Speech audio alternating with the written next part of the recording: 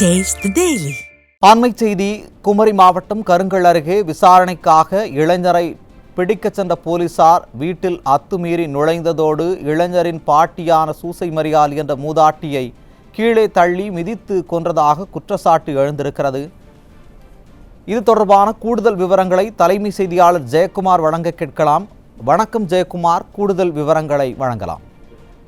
வணக்கம். குமரி மாவட்டத்தில் போலீசார் ஒரு மாணவரை தேடி சென்று மூதாட்டியை கீழே தள்ளி தாக்கியதில் கொடூரமான முறையில் பரிதாபமாக உயிரிழந்திருக்கிறார். இந்த சம்பவத்தில் நியாயம் கிடைக்கவில்லை என்றும் பாதிக்கப்பட்ட மூதாட்டியுடைய உறவினர்கள் நீதிமன்றத்தை நாடி நீதிபதியிடம் முறையிட இருப்பதாக வேதனை தெரிவித்திருக்கிறார்கள். ஸ்டாலின் மாடல் பெயிலர் ஆட்சியில் தொடர்ந்து காவல் நிலையங்களில் விசாரணை என்கிற பெயரில் லாக்அப் டெத் ஆவதும், அதே போன்று வீடுகளுக்கு விசாரணை என்ற பெயரில் சென்று தாக்கக்கூடிய சம்பவங்களும் உயிர் இழக்கக்கூடிய சம்பவங்களும் அதிகரித்து வருகிறது. இது துயரத்தினுடைய உச்சமாக இருக்கிறது. குமரி மாவட்டத்திலே ஒரு பரபரப்பு சம்பவம் அரங்கேறி இருக்கிறது.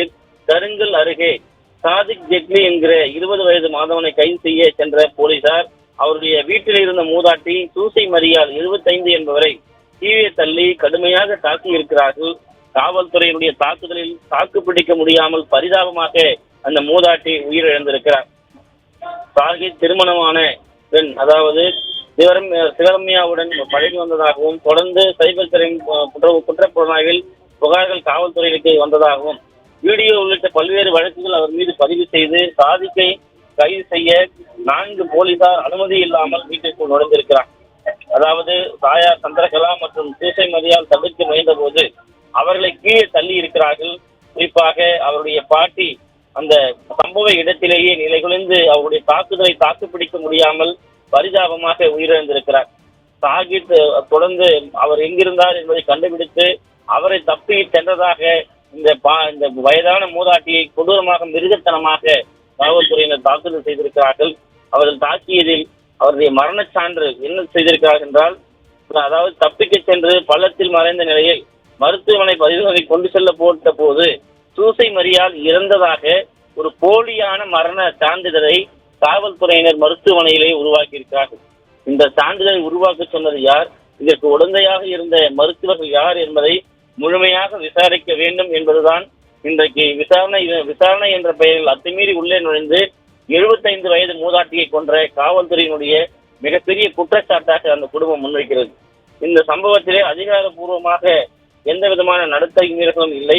நியாயத்தின் பெயர்தான் இந்த சம்பவம் நடைபெற்றதாக இவர்கள் மூடி மறைக்க பார்க்கிறார்கள். குறிப்பாக இந்த சம்பவத்தை பொறுத்தளவிற்கு பாதிக்கப்பட்டவர்கள் கேட்கக்கூடிய கேள்விகளுக்கு இவர்களிடம் பதில் இல்லை.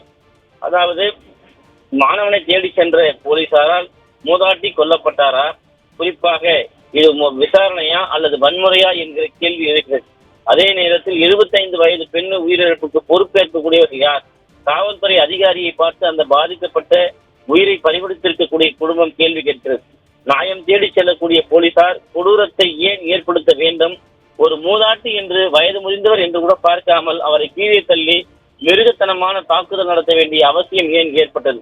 மூதாட்டியினுடைய மரணம் ஒரு தவறு அல்ல, இது அதிகார துஷ்பிரயோகம் என்றெல்லாம் சொல்லி இதனை மூடி மறைக்க பார்க்க கூடாது. முழுமையான ஒரு விசாரணை நடத்தப்பட வேண்டும் என்பதுதான் பாதிக்கப்பட்டிருக்கக்கூடிய குடும்பத்தினுடைய எதிர்பார்ப்பாக இருக்கிறது. சூசை மரியாளுடைய உயிர் நீத்ததே ஒரு துயர கதை அல்ல. இது தமிழ்நாட்டின் சட்ட ஒழுங்கு நிலைப்பாட்டை எந்த லட்சணத்தில் இருக்கிறது என்பதை தோலுரித்து காட்டியிருக்கிறது. இது வெறும் உயிரோடு போனதல்ல, ஒரு உயிர் கொல்லப்பட்டிருக்கிறது. எனவே இந்த தாக்குதலை நடத்திய காவல்துறைகள் யாராக இருந்தாலும் அவர் மீது கொலை வழக்கு பதிய வேண்டும் என்கிற அந்த கோரிக்கையை இன்றைக்கு உயிரிழந்திருக்கக்கூடிய அந்த குடும்பத்தைச் சேர்ந்தவர்கள் வைக்கிறார்கள். இல்லை என்றால் நீதிமன்றத்தை தான் நாங்கள் நாட வேண்டும் என்று நீதிமன்றத்துடைய கதவுகளை தட்ட அவர்கள் இருக்கிறார்கள். ஸ்டாலினுடைய பெயிலர் திமுக ஆட்சியில் பெயிலர் மாடல் ஆட்சியாகத்தான் இன்றைக்கு இருக்கிறது. காவல்துறை படுதோல்வி அடைந்திருக்கிறது. 75 வயது மூதாட்டியை அடித்தே கொண்டிருக்கிறது காவல்துறை. விசாரணை என்கிற பெயரில் காவல்துறை நடத்தக்கூடிய வன்முறை வெறியாட்டங்களுக்கும் ரவுடிகளைப் போல மிருகத்தனமாக தாக்குதல் நடத்தக்கூடியதற்கும் ஒரு முற்றுப்புள்ளி வைக்க வேண்டும் என்று அந்த குடும்பம் கண்ணீர் சிந்திக் கொண்டிருக்கிறது. நீதிமன்றம் தாமாக முன்வந்து இந்த வழக்கை விசாரிக்க வேண்டும்.